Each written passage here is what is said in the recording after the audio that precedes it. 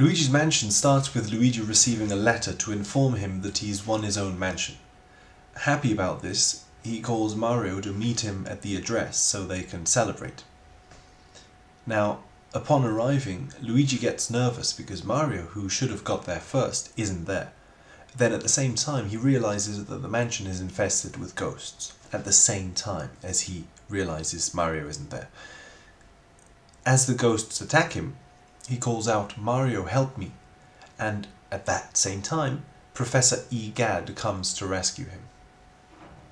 So psychoanalytically, a lot is happening in this short segment.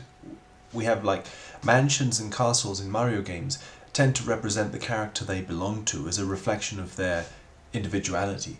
In Super Mario Land 2, Wario, also jealous of Mario's popularity, of Mario's status, steals Mario's castle, so that now he can be the king, as if the stealing of the mansion is the acquisition of the sort of social status or the sense of self that they desired, just by acquiring the physical stone building.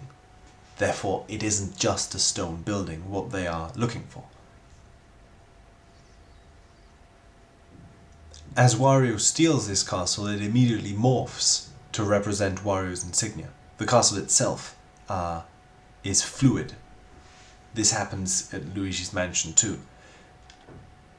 We start off with a mansion that looks clearly like a ghost house, and then as the ghosts come out of it, it morphs into a green mansion representing Luigi's color tone and so on. So Luigi has learned that he has a mansion, or that he has his own individuality separate from Mario's. However, the first thing he expects is for Mario to be there with him.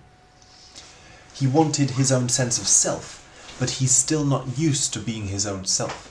The realization that Mario is missing is the same event as the realization that his mansion is full of ghosts. They are the same. Both events synchronize into one. If he's neglected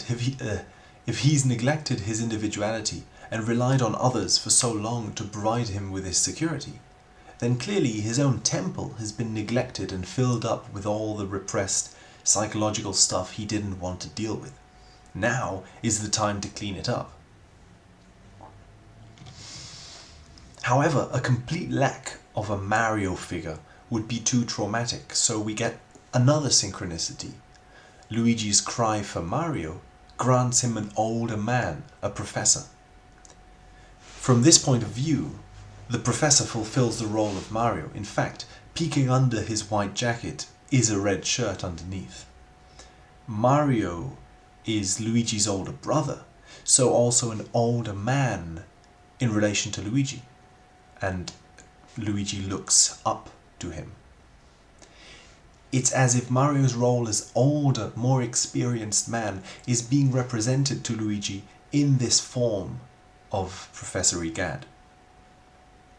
So again, this is the theme of the fear of death of our physical body. Professor Egad seems perfectly happy to be an old man. He is closer to death than Luigi is. He is older.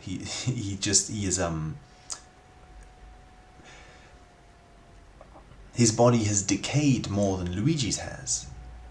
And yet he is happier than Luigi is. He is more free. Luigi's more afraid of death than the professor is.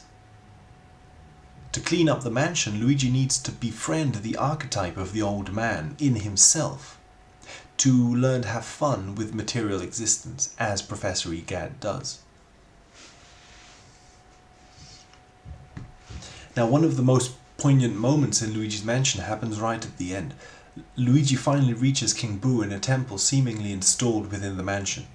We see ceremonial pillars and an altar are set there, even a sphinx-like lion mouth, representing Bowser probably, and even the doorknob is a sphinx. Therefore, the sphinx, which tends to be the guardian into some sacred space, is indeed the guardian. It is the door itself. And crowning it all is a painting of Mario. Mario is trapped inside the painting, like a prison. King Boo takes advantage of Mario's defenselessness and taunts him, insults him, and yet the things he says could just as easily be put in Luigi's mouth. King Boo is clearly Luigi's own negative emotions towards his brother, externalized. He even follows the same color code with a red cap and a blue body, his tongue in this case.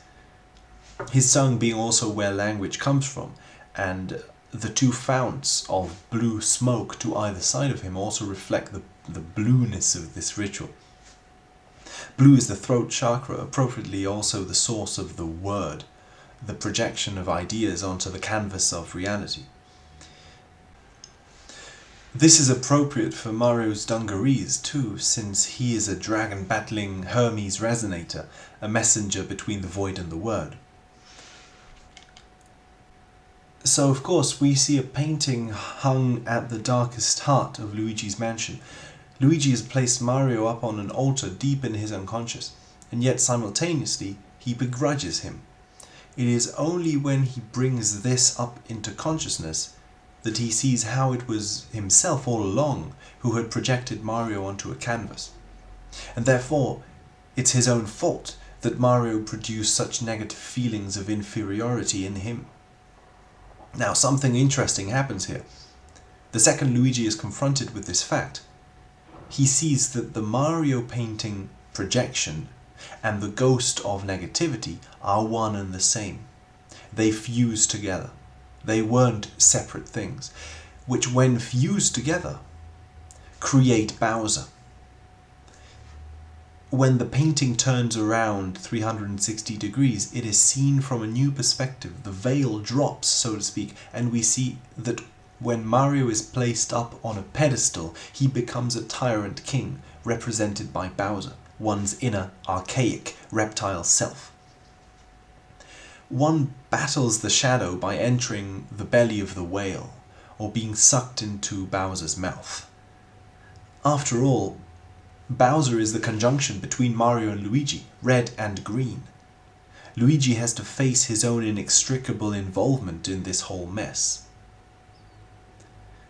The game ends with Luigi being able to finally laugh at the framed head of Mario, whose neck has become stuck in the ventilation shaft, again framed in a square picture. Finally, Luigi is free to judge his brother as an equal, and Mario is the focus of ridicule, as Luigi has been.